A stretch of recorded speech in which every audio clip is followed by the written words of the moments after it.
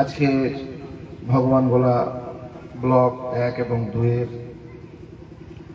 আয়োজিত জামিয়াতে আহলে হাদিসের পক্ষ থেকে অনুষ্ঠিত এই সভায় উপস্থিত গুণীজন, বিভিন্ন প্রান্ত থেকে আসা সুযোগ্য আলোচক মণ্ডলী, সর্বোপরি অনেক মেহনত এবং পরিশ্রম স্বীকার করে এই আয়োজনের যারা ব্যবস্থাপনা করেছেন, সুধী কর্মীবৃন্দ আর সম্মুখস্থ সুধী শ্রোতৃমণ্ডলী, মহান আল্লাহ আমাদের প্রতি অনেক অনুগ্রহ করেছেন। দীর্ঘ সময় পবিত্র কোরআন এবং সুন্নাহর আলোকে জামিয়াতে আহলে হাদিসের আয়োজিত এই সভায় আমরা সুপুষ্ট হয়েছি, কোরআন সুন্নাহ শোনার অবকাশ পেয়েছি। এসব কিছু সংগঠিত হয়েছে একমাত্র সেই মহান প্রতিপালকের অনুগ্রহে, তার দয়ায়।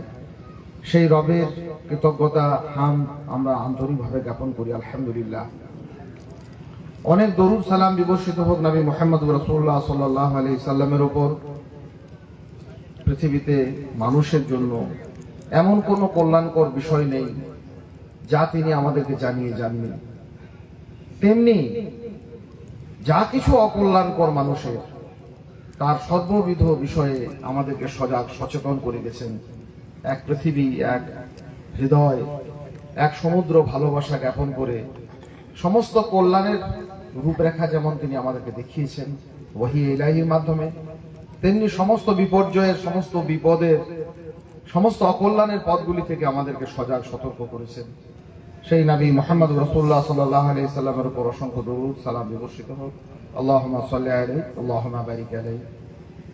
শুকরিয়া জ্ঞাপন করি আন্তরিকভাবে আমাদের এই ব্লক জামিয়াতে আহলে হাদিসের সুযোগ্য কর্মীমণ্ডলীকে, যারা অনেক পরিশ্রম করে ব্যবস্থাপনা করেছেন, সর্বোপরি নিজেদের উপস্থিতি সার্বিকভাবে দিয়ে সভাটিকে মার্জিত একটা রূপ দিয়েছেন। আল্লাহ সুবহানাহু ওয়া তাআলা তাদের সকলের মেহনতকে কবুল করুন, আল্লাহুম্মা আমিন।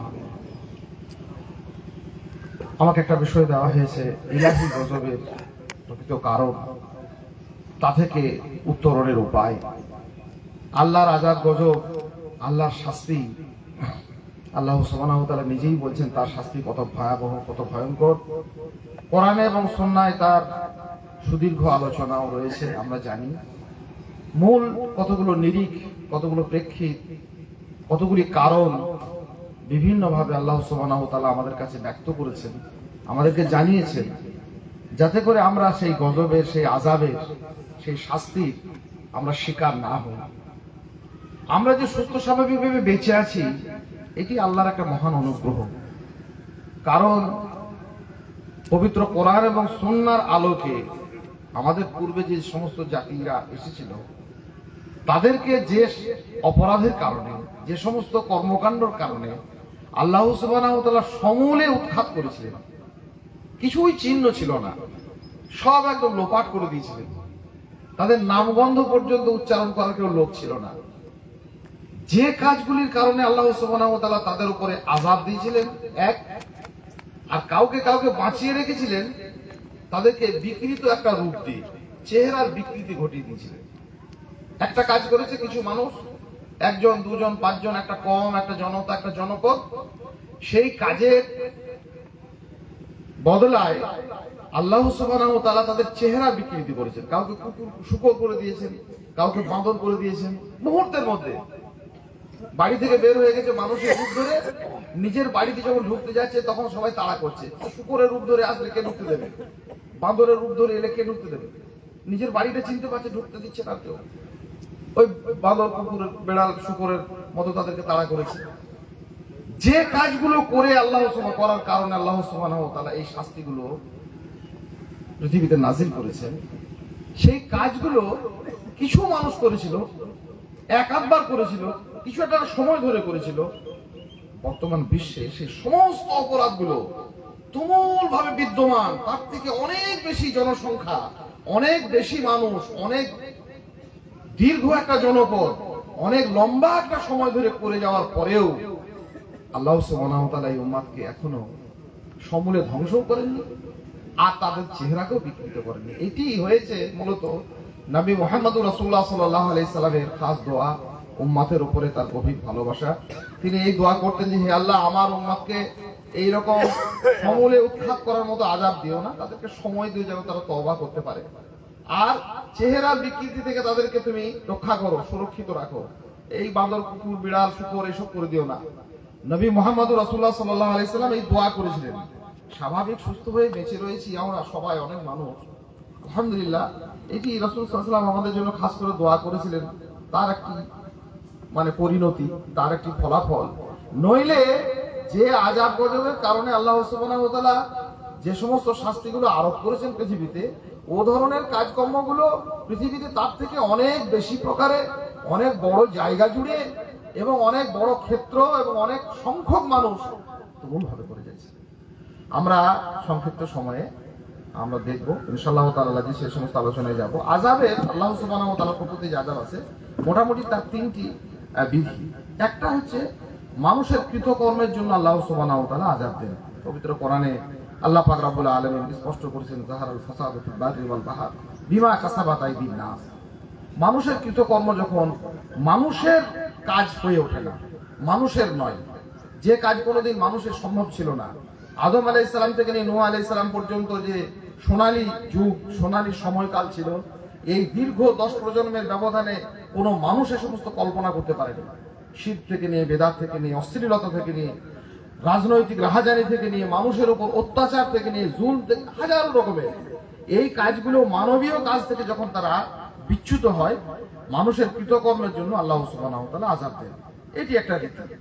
আরেকটি আযাব দেন মানুষকে তওবা করার সুযোগ দেওয়ার পরে। আল্লাহ পাক রব্বুল আলামিন স্পষ্ট করেছেন যে মানুষ যখন ওয়া আসাবাকুম মিন মুসিবাতিন ফাবিমা কাসাবাত আইদিকুম ওয়া ইয়াফু আন কাসীর, তোমাদের কৃতকর্মের জন্য এই সমস্তগুলো দেওয়া হয়েছে, আযাবগুলো, এবং অনেক ক্ষেত্রে ক্ষমাও করা হয়েছে, তওবা করার সুযোগ দেওয়া হয়েছে, তওবা করার জন্য তাদেরকে একটা ফিল্ড তৈরি করে দেওয়া হয়েছে, তারা তওবা করুক। কিন্তু নূহ আলাইহিস সালামের যুগে, আর হুদ আলাইহিস সালামের যুগে, সালেহ আলাইহিস সালামের যুগে, সমস্ত যুগে, যে সমস্ত যুগগুলোতে আল্লাহ সুবহানাহু ওয়া তাআলা আযাব এসেছে, সেই সমস্ত যুগের নবী রাসূলগণ তারা নিজের কওমের কাছে গিয়ে এই সমস্ত বার্তা দিয়েছেন। নূহ আলাইহিস সালাম স্পষ্টই গিয়ে বলেছেন, ফাকুলতুস্তাগফিরু ইন্নাহু কানা গাফারা, আল্লাহ অধিক ক্ষমাশীল। তোমরা আল্লাহকে যে তওবা করছো না কেন, ইস্তেগফার করছো না কেন, ফিরে আসছো না কেন, ক্ষমা চাইছো না কেন? এই সমস্ত বার্তাগুলি দেওয়ার পরে যখন তারা এগুলি শোনেনি, তখন আল্লাহ সুবহানাহু ওয়া তাআলার আযাব এসেছে। আর একটি আযাব আমাদের প্রত্যক্ষভাবে আযাব মনে হলেও সেটা প্রকৃত অর্থে ওই রকমটা নয়। আল্লাহ সুবহানাহু ওয়া তাআলা তার বিবরণ দিয়েছেন, ওয়ালা নুযিকান্নাহুম মিনাল আযাবিল আদনা দুনাল আযাবিল আকবার লাআল্লাহুম ইয়ারজিউন। আখিরাতের আযাব খুব বড়। সেই বড় আযাবের আগে পৃথিবীতে ছোট ছোট কিছু শাস্তি দেওয়া হয়, লাআল্লাহুম ইয়ারজিউন, যাতে করে মানুষ ফিরে আসে। মূলত এটি একটি সতর্ক বার্তা। ছোট ছোট কিছু শাস্তি দিলেন বিভিন্ন রকমের, সেই সমস্ত শাস্তিগুলি সম্পর্কে আল্লাহ পাক রব্বুল আলামিন পবিত্র কোরআনে খুব বিস্তারিত বিবরণ দিয়েছেন। ওয়ালা নাবলুওয়ান্নাকুম বিশাইইন মিনাল খাউফি ওয়াল জুই ওয়া নাকসি মিনাল আমওয়ালি ওয়াল আনফুসি ওয়াস সামারাত। কখনো ভয়, কখনো ক্ষুধা, কখনো ফল ফসল আদির ক্ষয়ক্ষতি, কখনো জানমালের নানা রকমের বিপত্তি, এইগুলিকে দিয়ে কখনো ফসল নষ্ট হয়ে যাচ্ছে, কখনো শরীর অসুস্থ হয়ে যাচ্ছে, কখনো কারোর দ্বারা খুব ভীত সন্ত্রস্ত হচ্ছে, কখনো কারোর জুলুমে বেইনসাফির শিকার হচ্ছে। এগুলো একটা আযাব আল্লাহর পক্ষ থেকে। কিন্তু এগুলি দিয়ে মূলত আল্লাহ সুবহানাহু ওয়া তাআলা আখিরাতের মানুষের চূড়ান্ত আযাবের যেটা জায়গা, চূড়ান্ত শাস্তির জায়গা থেকে পরিত্রাণ দিতে তাদেরকে এগুলি দিয়ে সতর্ক করতে চান।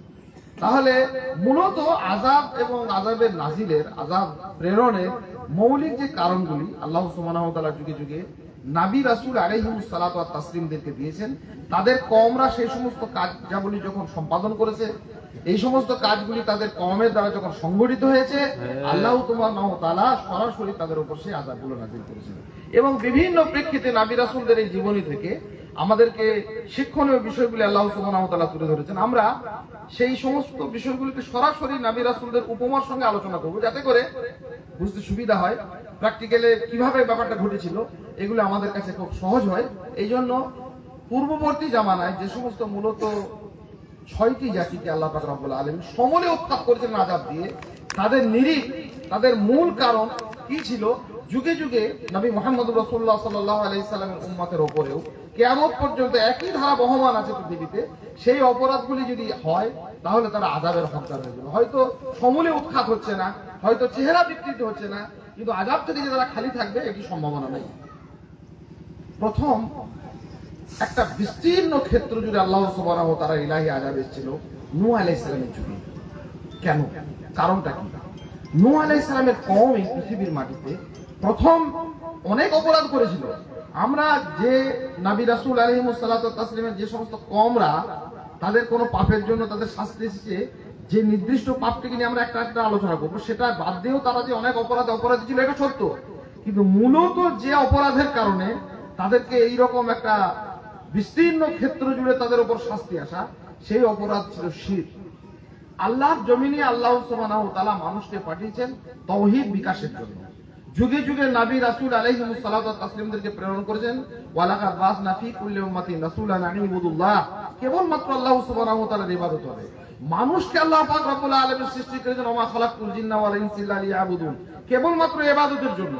সেই ইবাদতের বিপরীতে গিয়ে যখন তারা শিরক করলো, তাওহীদের বিপরীতে গিয়ে যখন শিরক করলো, ইবাদতের বিপরীতে গিয়ে তো নাফরমানি করলো, যখন ঈমান আনার পরিবর্তে তারা কুফরি করলো, এই অপরাধ নূহ আলাইহিস সালামের যুগের লোকেরা সর্বপ্রথম শুরু করেছিল। এদের দ্বারাই সংগঠিত হয়েছিল শিরকের গভীর আবাহন।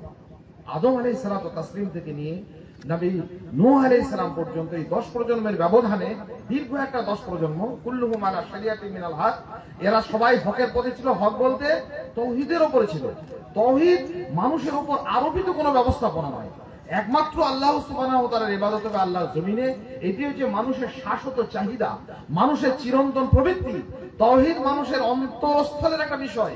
মানুষকে আমদানি করতে হলো শিরক, দীর্ঘ প্ররোচনায়, দীর্ঘ প্রতারণায় ইবলিস শয়তান সেটিকে আমদানি করলো, মানুষকে বোঝালো নানান রূপে, নানান ঢঙে, নানান কারিগরি দিয়ে আল্লাহর জমিনে শিরক এলো। শিরক এলে কি হলো? মনুষ্যত্বকে ধূলিসাৎ করে দিল। আল্লাহ সুবহানাহু ওয়া তাআলা এই অপরাধের কারণে তাদের উপর যে আযাব দিয়েছিলেন, এক শুধু বিস্তীর্ণ একটা ক্ষেত্র জুড়ে তাদের উপরে বন্যা এসেছিল, আকাশ থেকে পানি বর্ষণ হয়েছিল, মাটি থেকে পানি উত্থিত হয়েছিল, সমুদয় প্রাণী করতে তারা ভেসে গিয়েছিল। আল্লাহ সুবহানাহু ওয়া তাআলার এই আযাবের ধরনটা হচ্ছে, তার আগে তাদের অপরাধ ছিল, তারা ভাসিয়ে দিয়েছিল একটা জিনিস, পৃথিবী থেকে তারা উৎখাত করেছিল একটা জিনিস, তার নাম তাওহীদ।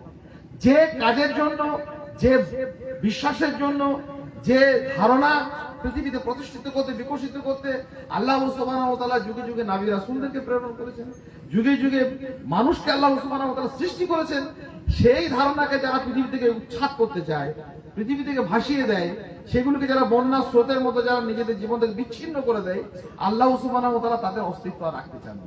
কেন? মূলত ক্ষতি হয়েছিল মনুষ্যত্ব। আল্লাহ পাক রব্বুল আলামিন যে মানুষ পাঠিয়েছেন, মানুষের একটা সাধারণ প্রবৃত্তি, যদি তার ভিতর থেকে তাওহীদকে কেড়ে নেওয়া হয়, তাওহীদ যদি ছিন্ন হয়, সে যদি তাওহীদ থেকে বিচ্যুত হয়, তাহলে মানুষটা মুসলিম থাকবে না, মুমিন থাকবে না, ইমানদার থাকবে না, এটা স্বাভাবিক কথা, মানুষই থাকবে না। মনুষ্যত্বের এত খেলাফ, মনুষ্যত্বের এত বড় অবমাননা পৃথিবীতে আর কিছু নেই। অন্যান্য আরো অপরাধ টুকিটাকি আছে মানুষের জীবনে নানা রকম, কিন্তু একটা মানুষ যখন তাওহীদ বাদ দিয়ে শিরক করলো, তখন নিজের মনুষ্যত্বের যে কত বড় অবমাননা। আল্লাহ সুবহানাহু ওয়া তাআলার অবমাননা হয় না, আল্লাহর নাফরমানি করা হয়, আল্লাহ তো আর সম্মান কমে যাবে না। সম্মান কমেছে মানব জাতি, একটা সচেতন, একটা সজাগ, একটা সবাক, একটা সত্তা, একটা নির্বাক সত্তার কাছে গিয়ে বলছে আমাকে কিছু দাও, বাপ দাও, মাকে বলছে কিছু দাও, মা বলছে, বাপ বলছে, পাথরের কাছে বলছে, ইটের কাছে বলছে। এই কাজ একটা কুকুরও করে না। রাস্তার কুকুর একটা কিছু চাইতে হলে একটা মানুষের কাছে গিয়ে চায়, কোন একটা জ্যান্ত মানুষের কাছে। স্টেশনে থাকা কুকুরটা একটা ইলেকট্রিক পোস্টের কাছে গিয়ে কিছু চায় না।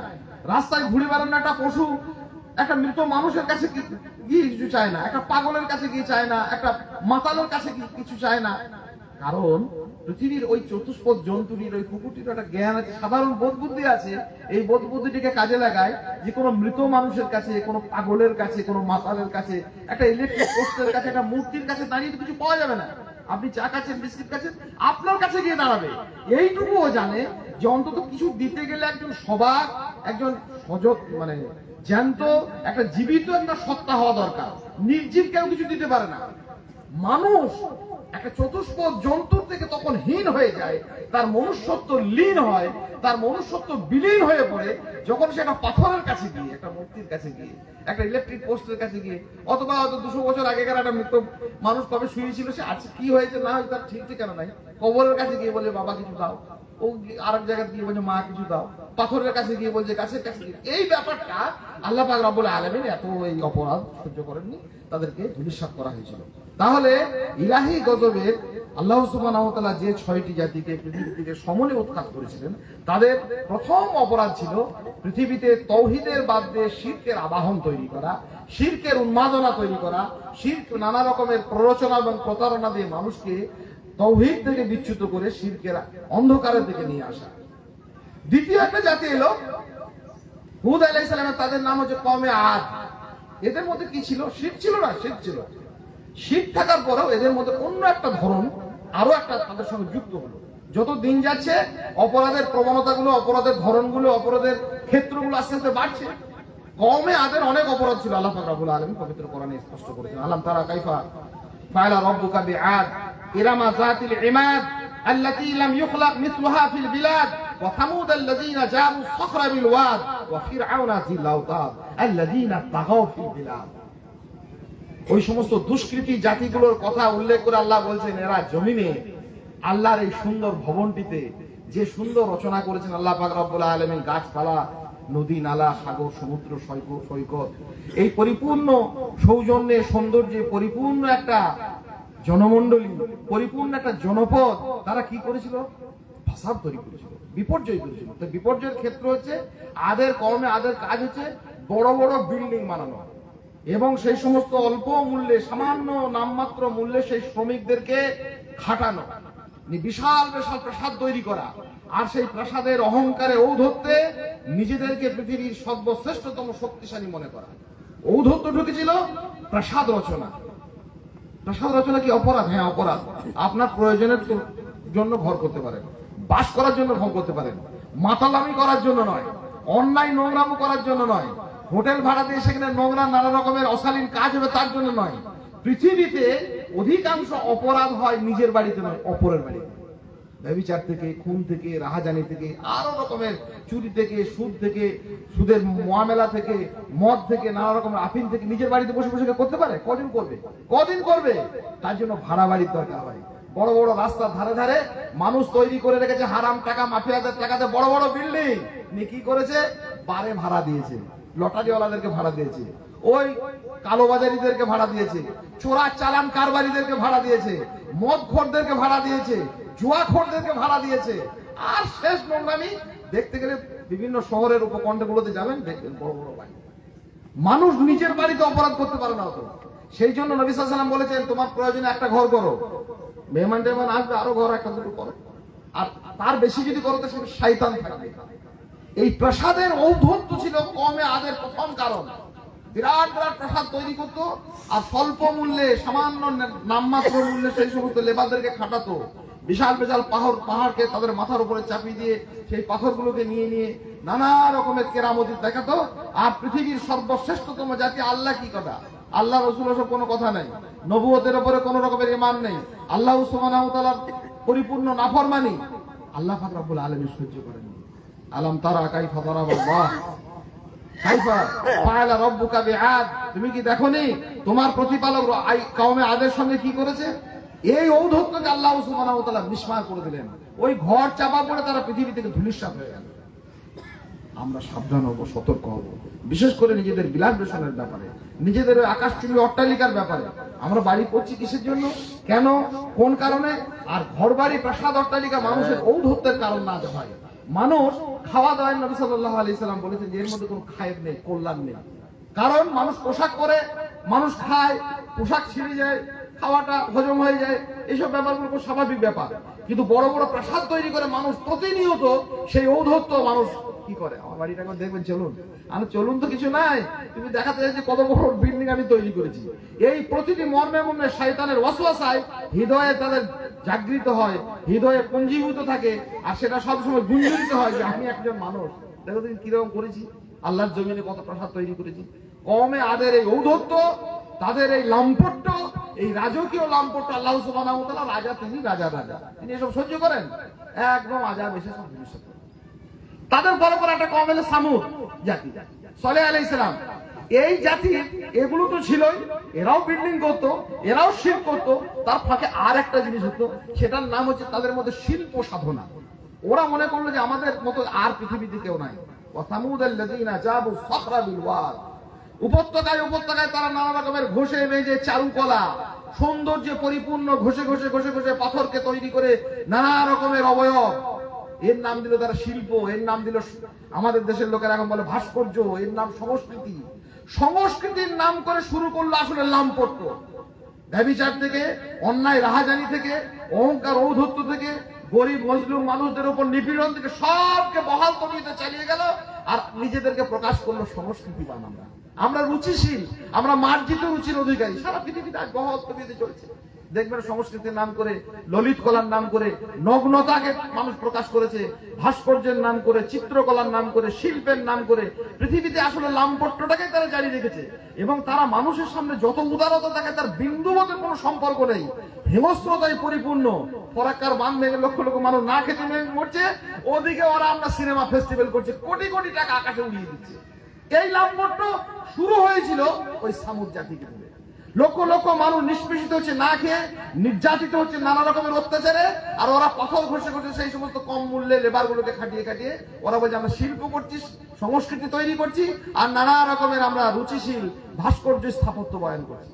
আল্লাহ সুবহানাহু ওয়া তাআলা একদম 7 দিন 8 রাত সব একদম মুসালসাল তাদের উপর ধারাবাহিক অত্যাচার নেমে এলো। এত গজব, এত আযাব, একটা বিবর্ণ খেজুর গাছের মতো তারা দাঁড়িয়ে রইল, লুটিয়ে পড়লো, কোনো চিহ্ন ছিল না।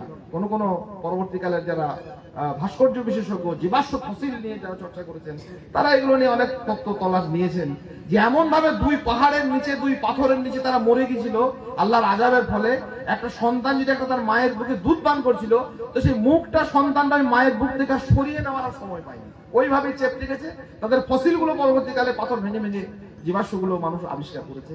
আল্লাহ সুবহানাহু ওয়া তাআলা আযাব এসেছে এবং মূলত তাদের এই সমস্ত কারণগুলো। আর একটি খুব বিখ্যাত ধরনের, মানে খুব সুদূর প্রসাদে একটা আযাব এসেছিল, সেটা হচ্ছে আসহাবে আইকা, মাদায়েনবাসীদের উপর। সোহাইব আলাইহিস সালামের কওম, এদের ছিল অনেক অন্যায়, ছিল শিরক, ছিল বড় বড় বিল্ডিং করা ছিল, নাফরমানিও ছিল, তার মধ্যে ছিল একটা অর্থনৈতিক মানুষের উপর জুলুম, মানুষের টাকা পয়সাকে ইয়াকুলুনা আমওয়ালান নাস বিল বাতিল, অন্যায়ভাবে মানুষের সম্পদকে ভক্ষণ করা। সারা পৃথিবীতে যেটা আমাদের আজকে আভিজাত্য হয়ে দাঁড়িয়েছে, আজকে আমরা ব্যবসার নাম করে, শালীনতার নাম করে, আরো নানা রকমের সুন্দর সুন্দর নাম দিয়ে আমাদের জীবনযাপনের নাম দিয়ে যে কাজগুলি করেছি, মূলত অর্থনৈতিকভাবে মানুষকে পেষণ করা, মানুষকে শোষণ করা, মানুষের লুটে পুটে খাওয়া, ট্যাক্স ফাঁকি দেওয়া, বিভিন্নভাবে সরকারি সম্পদকে কি করা, মূলত নস্যাৎ করা, এ দেশের মাল ও দেশে চোরাচালান কারবারির নাম করে, বৈধ ব্যবসার নাম করে সেই সমস্ত চোরাচালান কারবারি করা, সুদকে একটা নিজেদের জীবনের অঙ্গ প্রতি অঙ্গ বলে মনে করা, নানান ভাবে মানুষের কাছে সুযোগ সুবিধার নাম করে, হাদিয়া তওবার নাম করে ঘুষের প্রচলন করা, এই যে নানা রকম এই অনাচারের জন্ম দিয়েছিল। ওরা ওজনে যখন নিত কোনো জিনিস ঠিক নিজেরা বুঝে নিত, আর যখন কাউকে দিত তখন সেটা কম দিত। আল্লাহ সুবহানাহু ওয়া তাআলা নিষেধ করলেন, তাদের নবী সোহাইব আলাইহিস সালাম তাদেরকে মানা করলেন গিয়ে যে না, এরকম করো না, এই চরম অন্যায়। আল্লাহ পাক রব্বুল আলামিন সেই কওমটাকে জ্বালিয়ে দিয়েছিলেন। এত উত্তাপ, এত গরম, তীব্র গরমে তারা গিয়ে একটা জঙ্গলের ভেতরে আশ্রয় নিল।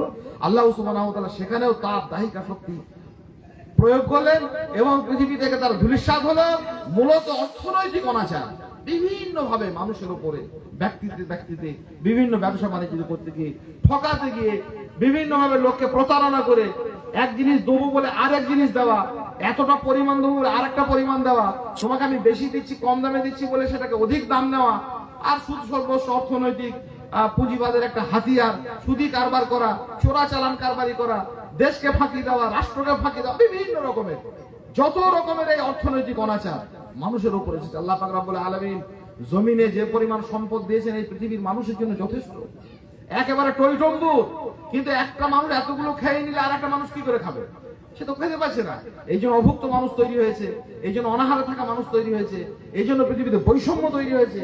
ভারসাম্যের বদলে বৈষম্য তৈরি করা, অর্থনৈতিক অনাচারের ফলে ইকোনমিক্যাল একটা ভারসাম্য যেটা আল্লাহ সুবহানাহু ওয়া তাআলা পাঠিয়েছেন, ভারসাম্য না দিয়ে এরা বৈষম্যের জন্য হয়ে দাঁড়িয়েছিল। আল্লাহ পাক রব্বুল আলামিন তাদেরকে পৃথিবী থেকে বিলুপ্ত করেছেন, শেষ করেছেন এবং নষ্ট করেছেন। একটা কওম এলো, সেই কওমের নাম হচ্ছে কওমে লূত। এদের কাজও সাংঘাতিক। এরা পৃথিবীতে নোংরামি করলো, শুধু মিলিয়ে দেখবেন এই কাজগুলো পৃথিবীতে কেমন বহাল তবে মানুষ চালিয়ে যাচ্ছে। নবী সাল্লাল্লাহু আলাইহি ওয়াসাল্লাম দোয়া করেছিলেন বিধায় আমরা এই সুস্থ অবস্থায় বেঁচে রয়েছি, নাহলে সব বান্দর কুকুর শুয়োর হয়ে পড়ে থাকতো রাস্তায় রাস্তায়। এই যে কাজগুলো করছে কওমের লুতের দুটো কাজ, একটা কাজ সবাই জানেন, তিনটে অপরাধ ছিল। একটা কাজ সবাই জানেন, তার সমকামীদের মতো একটা জঘন্য, পৃথিবীতে কোনো মানুষ তো দূরের কথা, কোনো পশুর চিন্তা ভাবনা তো আসেনি। লূত আলাইহিস সালাম গিয়ে এগুলো বললেন যে তোমরা যে কাজটা করছো, এই নারী পুরুষ এসব কাজগুলো পৃথিবীর ইতিহাসে কেউ জানতো না। এসব কি অপরাধ? স্বাভাবিক নারী মানুষের প্রবৃত্তি দমনের জন্য নারী পুরুষের সঙ্গে মানুষের স্বাভাবিক সম্পর্ক, সেই সম্পর্কটা তোমরা উল্টে দিলে। তো উল্টে যখন ওরা দিল, আল্লাহ উল্টে দিলেন। এইভাবে আল্লাহ সুবহানাহু ওয়া তাআলা শাস্তি দেন। আরো একটা কাজ ঘটে, এই কারণে আমরা অনেকে জানি, কমে লুতের কমদের একটা কাজ ছিল, খুব জঘন্য কাজ, নানা রকমের অনাচার। আল্লাহ পাক রব্বুল আলামিন পবিত্র কোরআনে স্পষ্ট করেছেন যে তারা মজলিসের ভিতরে অন্যায় অনাচার করত। মজলিসে অনাচার মানে এই রাস্তার মোড়ে মোড়ে এখন যেমন চায়ের দোকানে, লটারির দোকানে, ওইখানে গিয়ে 10 জন 5 জন কাজ নেই কর্ম নেই ফালতু গজল্লা করে, ওই রকম করে 10 জন 5 জন 20 জন 25 জন মানুষ গিয়ে বসতো মজলিস। আর সে মজলিসে নানা রকমের আলোচনা হতো, ভালো আলোচনা হয়তো হচ্ছে, কোনো গুরুত্বপূর্ণ আলোচনা হচ্ছে। হঠাৎ করে মজলিসের ভিতর থেকে একটা লোক উঠে তার পশ্চাৎ দেশটাকে একটু উঁচু করে জোরে সশব্দে বাক্যম্য করবে। তখন লোকে কি করে, হা করে হাসবে না? এরকম অবস্থা যদি করে হেসে দিল, তখন ও বললো মজলিস খতম, চলো নেক্সট মজলিসটাকে ভেঙে। গুরুত্বপূর্ণ একটা কথা আলোচনা হচ্ছে, কেউ হয়তো বলছেন, কেউ হয়তো সাবধান করছেন, লূত আলাইহিস সালাম নিজে গিয়ে যাচ্ছেন। ওদের জবাব ছিল বাক্যম্য করে সেটাকে, সভাটাকে, সেই সমস্ত একটা সিরিয়াস ম্যাটারকে নষ্ট করে দেওয়া। যে আমাদের মনে হচ্ছে একটু হাসির কথা, তো কেড়ে বাজে একটা জঘন্য কাজ করতো। এই কাজ পৃথিবীতে আজও তুমুল ভাবে বিদ্যমান। পৃথিবীতে দেখবেন কিছু লোক আছে খুব গুরুত্বপূর্ণ কথার মাঝে একটা ফাজলামি করার কথা বলে নষ্ট করে দিল। কোরআন সুন্নাহর কথা বলছেন আপনি বাড়িতে, একটা ইয়ারকি মেরে দিল। একটা কোনো সিরিয়াস কথা বলছেন, একটা ফাজলামি করে দিল। একটা গল্প আউড়ে দিল, এমন একটা নিজের কথা বলে দেবে যাতে ওই মূল্যবান কথাটা নষ্ট হয়ে যায়। এরা কোনো মজলিসে কোনো ভালো কথা আলোচনা হতো না, যদি হতো তো বাক্যম্য করে সেই মজলিসের কাফারা দিত ওরা। এই অপরাধ আল্লাহ সহ্য করেন। এক রাত, সেই রাতে একদম ফেরেশতাকে আল্লাহ পাঠালেন, ইব্রাহিম আলাইহিস সালামের কাছে পাঠালেন, লূতের কাছে নয়। ইব্রাহিম আলাইহিস সালামের সঙ্গে কাজকর্ম মিটে গেল। ইব্রাহিম আলাইহিস সালামকে বললেন যে আমি তোমাকে সুসন্তান হবে, তোমাদের সেই খবর দিতে এসেছি। ওই রাতেই কিন্তু এই ঘটনাটা ঘটছে। ইব্রাহিম আলাইহিস সালামের কাছে সব ডিউটি মিটে গেল। ফেরেশতার দল বললেন ইব্রাহিম আলাইহিস সালামকে যে আমরা এবারে আপনার ভাইপো লূত আলাইহিস সালামের কাছে, লূতের কাছে যাব, কওমে লূতকে আজকে ধ্বংস করার অর্ডার এসেছে আমাদের কাছে। তখন ইব্রাহিম আলাইহিস সালাম খানিকটা ফেরেশতাদের সঙ্গে একটু কথা কাটাকাটি শুরু হলো। ইব্রাহিম আলাইহিস সালাম বলেন, কেন? আমার ভাই লূত সে তো আল্লাহ প্রেরিত একজন নবী, আপনারা তাকে ধ্বংস করবেন? বলেন না, লূতকে ধ্বংস করবো না, তিনি তো আল্লাহর নবী। তার সঙ্গী সাথী যারা আছে তাদেরকেও করবো না, তাদেরকে বাঁচাবো, তাদেরকে সুরক্ষিত রাখার জন্য ব্যবস্থা আমাদের কাছে এসেছে। ওই কওমটাকে আল্লাহ আযাব দিয়েছেন, সে আযাবের সব রেডি হয়ে গেছে, আমাদেরকে কিভাবে আযাব দিতে হবে যাচ্ছি। সেই রাতেই লূত আলাইহিস সালামের কাছে, ইব্রাহিম আলাইহিস সালামের কাছ থেকে ডিউটি সেরে সেই ফেরেশতার দল সেখানে পৌঁছে গেল। গিয়ে লূত আলাইহিস সালামের বাড়িতে গেলেন। অনেক রকমের কাণ্ড ঘটলো। সেই যুবকরা, লূতের কওমের যারা ছিল, তারা তাদেরকে সুন্দর যুবক ভেবে অপকর্ম করার জন্য তারা হম্বিতম্বি করলো। লূত আলাইহিস সালাম খুব কান্নাকাটি করলেন, দুঃখ প্রকাশ করলেন। ফেরেশতারা বললেন, কোনো চিন্তা নেই, আমাদের সঙ্গে কেউ কিছু করতে পারবে না, আমাদের কোনো অপরাধ আমাদের সঙ্গে করার ক্ষমতা নেই, আমরা আল্লাহর আযাব নিয়ে এসেছি, আযাবের সংবাদ নিয়ে এসেছি। আপনি আপনার যে কটা লোক আছে, নিজের দুটো মেয়ে ছিল, দুটো তিনটে, সেই কটাকে নিয়ে আপনি পালিয়ে যান। কোথায় যাবো? বলে যেদিকে পারেন চলে যান, রাত ভোর আপনি হাঁটতেই থাকুন, বিস্তীর্ণ একটা ক্ষেত্র জুড়ে আযাব আসবে। রাত যখন ভোর হলো, মোটামুটি ফজরের আগে আগে সময়, আল্লাহ সুবহানাহু ওয়া তাআলা প্রেরিত সেই ফেরেশতা মণ্ডলী লূতের কওমের ভূখণ্ডটাকে এই জমিন থেকে তুলে নিয়ে গেলেন অনেক উঁচুতে, একদম প্রায় প্রথম আসমানের কাছাকাছি। আল্লাহ বললেন, মুতাফিকাত, এদেরকে উল্টে দাও। উল্টে দিয়ে আল্লাহর রাগ মেটেনি। কারণ কি জানেন? দুটো কারণ। একটা কারণ হচ্ছে এরা তো অপকর্ম করতো, নোংরা কাজ করতো খুব। সেই নোংরা কাজের বাইরে আরেকটা কাজ করেছিল মারাত্মক। যখন লূত আলাইহিস সালাম গেলেন তার কওমের কাছে, যে তোমরা এসব কি করছো গো? এগুলো মানুষের কাজ? একটা মজলিসে বসে তোমরা এরকম সশব্দে বায়ু নিঃসরণ করছো, আর তোমরা যে অপরাধগুলো করছো, পুরুষে এই কাজ তো পৃথিবীতে কেউ করেনি, এইসব আল্লাহকে ভয় করো। সেই জবাবে লূতের কওম কি বলেছিল জানেন? এই কথা যেন আমরা কেউ না বলি, আমরাও বলে ফেলি মাঝে মাঝে। লূতের কওম বলেছিল, আরে কি বলছে রে, ফাখরিজু মিন কারিয়াতিকুম, একে গা থেকে বের কর, ইন্নাহুম উনাসুন ইয়াতাতাহারুন, এই তো দেখছি খুব পাক পবিত্র লোক মনে হচ্ছে, বড় পরিষ্কার হয়ে গেছে এখন। আমাদের সমাজে বলে দাড়ি রাখছিল না, জমিয়েতে এসে দাড়ি রেখেছে বড় বড়। পাশের লোকটা বলছে শ্বশুর বলেছে, শাশুড়ি বলছে, বলে আমার জামাই এখন বড় আল্লাহ আল্লাহ হাজি সাহেব হয়ে গেছে, এত বড় বড় দাড়ি রেখেছে। মানে শ্বশুরের পছন্দ না যে জামাই দাড়ি রাখবে। ছেলে এসে বলেছে আমাদের, ভাই আমাদের জমিতে ঢুকে শাশুড়ির বাড়ি যাওয়া বন্ধ হয়ে গেল। কেন? শাশুড়ি আমাকে এই কথা বলছে যে আমাদের জামাই একবার বড় আল্লাহ আল্লাহ হাজি সাহেব হয়ে গেছে, কাবার মক্কার ইমাম চলে এলো একবারে, এত বড় বড় দাড়ি রেখেছে। সব বেপরদা ড্যাং ড্যাং করে ঘুরছে রাস্তাঘাটে, শিক্ষার নাম করে, পড়াশোনার নাম করে, চাকরির নাম করে বেহায়া মেয়েদের মিছিল চলছে। বাড়ির কোন একটা বউ হয়তো পর্দানসীন, আল্লাহকে ভয় করে, মাথায় কাপড় দেয়, বুকের ওপরে লম্বা ওড়না টেনে নেয়, পরপুরুষের সঙ্গে কথা বলে না, পাশের মেয়েদের আর গায়ের গাত্র দাও শেষ হচ্ছে না। বলে আরে বাবারে, ওদের বাড়িতে একটা বউ এসেছে হাজি বিবি, বিরাট পরেশগারিনী হয়ে গেছে একদম, বলে না? এ কথা কওমে লুতের ভাষা।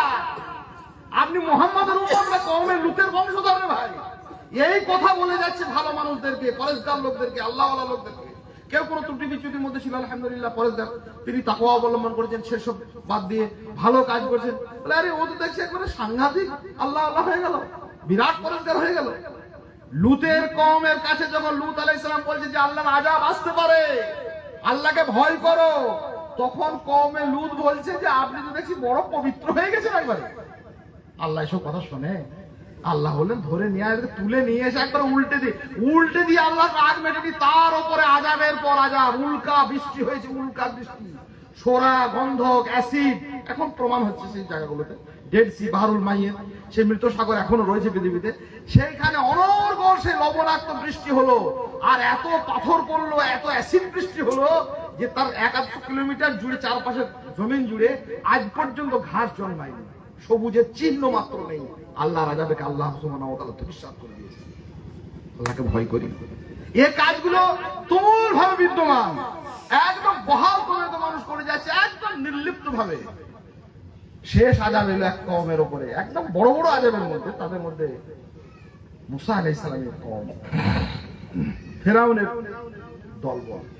কি করতো ফেরাউন? পূর্ববর্তী যারা করেছিল ওর বন্ধুরা, তাই ফেরাউনও করতো। তবে নিজেকে সর্বপ্রথম একটা ভয়ঙ্কর কথা মানুষদের ভিতর থেকে এই যুগে যুগে এসেছে, সেই কথা জনসমক্ষে এসে বলল, আনা রব্বুকুমুল আলা। আনা, ফেরাউনের অনেক অপরাধ ছিল, সবচেয়ে বড় অপরাধ ছিল আনা। আনা মানে কি জানেন? আনা মানে আমি। আমি কি কথা? আমির জন্ম দিয়েছে ইবলিস, শয়তান। আনা বলে এসেছিল ইবলিস, ওই জন্য আল্লাহ বলেছেন ফাখরুজ মিনহা, বেরিয়ে যা এখান থেকে, ইন্নাহু মিনাস সাবিরিন। তো ইতর রে, এত ইতরামি করার কথা। আল্লাহর সামনে বলছে আনা খায়রুম মিনহু খালাকতানি মিন নারি ওয়া খালাকতাহু মিন তিন। হে আল্লাহ, আমাকে আগুন থেকে তৈরি করেছেন, ও তো মাটি থেকে তৈরি হয়েছে। আনা খায়রুম, আমি ওর থেকে উত্তম। আনা, আমি নয়। আমারে না যেন করি হে প্রচার আমার আপন কাজে, তোমার ইচ্ছা পূর্ণ করো হে আমার জীবন মাঝে। নিজেরে করিতে গৌরব দান, নিজেরে কেবলই করি অপমান। আমি যেটাকে আনা মনে করি যে আমার মতো সম্মান বাড়বে, এটা আমার অবমানন হচ্ছে। আমি আবার কি কথা? নিজেরে করিতে গৌরব দান, নিজেরে কেবলই করি অপমান। আপনারে আমি ঘিরিয়া ঘিরিয়া ঘুরে মরি পলে পলে, সকল অহংকার হে আমার ডোবাও চোখের জলে। অহংকার, ঔদ্ধত্য আল্লাহ ভালোবাসেন না, এক মুহূর্তের জন্য না। ফেরাউন বললো, নমরুদও বলেছিল, ফেরাউন এসে বললো আনা রব্বুকুমুল আলা। আল্লাহ বললো ডুবিয়ে মারবো, তছনছ করে দেবো, ছারখার করে দিয়েছে।